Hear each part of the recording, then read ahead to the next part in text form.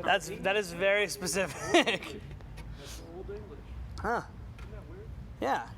Well, tonight I want us to look at Matthew chapter 4, verses 18 through 22. So last week we finished up the story. We're done with the story series that we spent all summer on. Tonight we're going to look at Jesus calling his first disciples. So it's in the bulletins if you guys have one of those, or otherwise you can pull it up on your phone. Matthew chapter 4, verses 18 through 22. As Jesus was walking beside the Sea of Galilee, he saw two brothers, Simon, called Peter, and his brother Andrew. They were casting a net into the lake, for they were fishermen. "Come, follow me," Jesus said, "and I will send you out to fish for people." At once they left their nets and followed him. Going on from there, he saw two brothers, James, son of Zebedee, and his brother John. They were in a boat with their father Zebedee, preparing their nets. Jesus called them, and immediately they left their boat and their father and followed him. Now, like I said, I'm going to keep this short tonight. So I want to focus on the disciples and what it means to be a disciple. Why these guys compared to anybody else? If you think about it, Jesus' disciples are a little bit different from your normal disciple. Usually, disciples are people who are like the person they're following. I mean, if you think about the other great thinkers, Confucius was a scholar and a government official, and if you read the Analects or other Confucian works, his disciples are scholars and government officials. You can go around the world and look at great thinkers, and usually the people who at first follow them, the original group, the famous group, the first adopters, are pretty similar to the person that they are following. And if you look at the tradition of wandering Jewish rabbis that Jesus was sort of taking part in, that had its own usual set of disciples. Now, obviously, Jesus was a different rabbi because he came from a different background. But typically, Jewish rabbis' followers were people like Jewish rabbis. They were scholars, they were scribes, they were young people who wanted to learn and then eventually become a rabbi themselves or go into the priestly or rabbinical world. Now, eventually, with every great thinker, less educated people or people not like the first person get involved and get following. But typically, those first followers, the ones who travel around with somebody, are like them, and in Jewish case would be scribes and scholars. But Matthew 4, Jesus is kind of breaking those molds. Jesus is not from the scholarly class, so that makes him different. And in some ways, that makes him like the disciples he chose.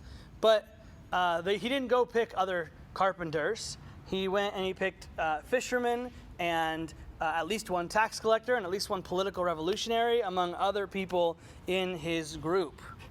And tonight, passage focuses on fishermen. And I'm going to take it even one step further and say not only were they not like Jesus, but they didn't really do anything to earn their place as Jesus' 12, except for one thing that I'll talk about in a minute. One very particular thing they did that earned them their spot. But they're not bright, right? If you read the Gospels, the disciples are not very bright. They usually make very stupid decisions. Jesus has to dumb it down for them over and over again, repeat stuff for them.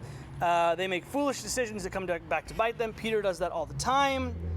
So the New Testament is filled with the failure of these 12 guys, chosen as Jesus' closest followers.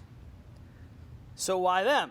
Why not practically anybody else who maybe would have been less embarrassing for Jesus to have around, or maybe would have understood what he was trying to say a little bit faster?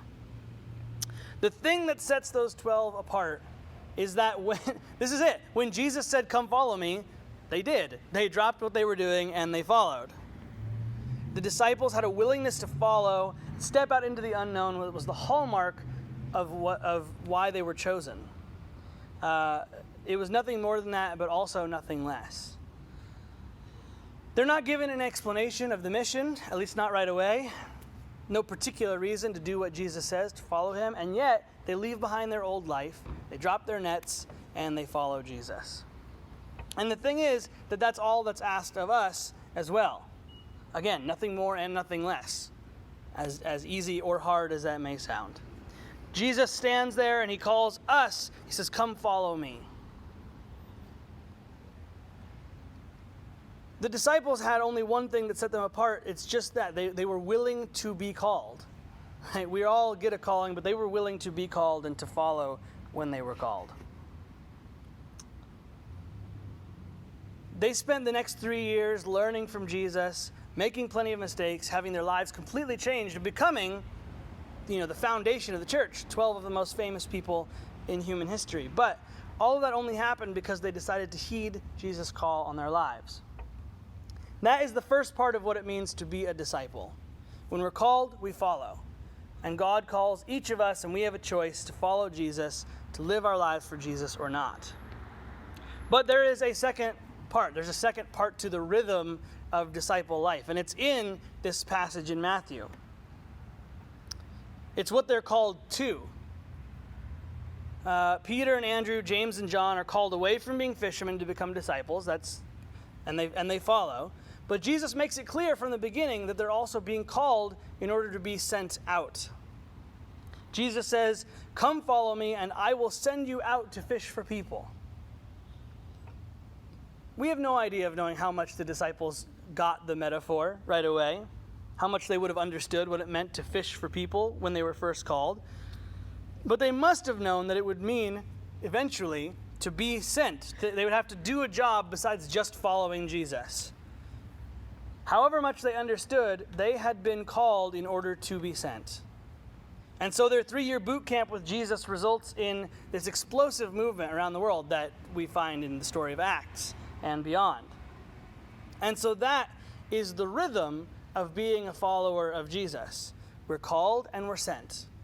We gather close to Jesus and we gather close to each other, just like the first disciples did with Jesus. But we also go out and do the work that Jesus has for us, the work of making other disciples in our own unique ways. Being a disciple requires both of those things, to come and follow Jesus and to be called into his fellowship, but also to go and be sent out to do the work of God in new places and new ways, in our unique way. And that rhythm of discipleship, gathering and sending, coming and going, defines how we live as Christians together. It defines our weekly structure. We gather on Sundays and other times throughout the week, for example, at Theology on Tap or Brew Unto Others for our church, right? We gather together and we gather to Christ, to worship Jesus together. And then we're also sent out. We're sent into the world to live our lives, to what we're called to do, our unique mission. But it's the rhythm of discipleship beyond just the weekly schedule. It's also the rhythm of our church as a whole and life as Christian as a whole.